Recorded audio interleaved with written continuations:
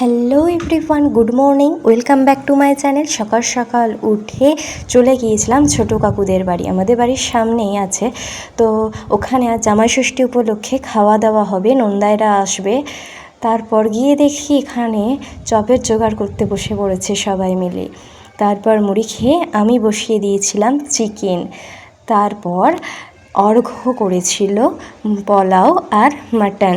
তারপর স্নান টান করে বউ সেজে আবার চলে গিয়েছিলাম ছোটো কাকুদের বাড়ি। গিয়ে দেখি এখানে জামাইবাবুদিকে মা কাকিমারা ফোঁটা দিচ্ছে। তারপর মায়েরা খেতে বসে পড়েছিল, ষষ্ঠী উপলক্ষে আজ ভাত খেতে পাবে না, মুড়ি নিয়ে বসে পড়েছিল। তারপর জামাইবাবুরা খেয়ে নিয়েছিল, আর এদিকে আমি ভাগনাবাবুকে ফার্স্ট টাইম কোলে নিলাম।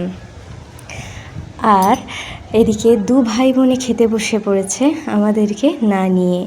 তারপর বিকালবেলা চিঁড়ে, দই, এসব দিয়ে একটা ফলাহার করতে হয় মায়েদের, তো সেটাই করছিল সবাই মিলে।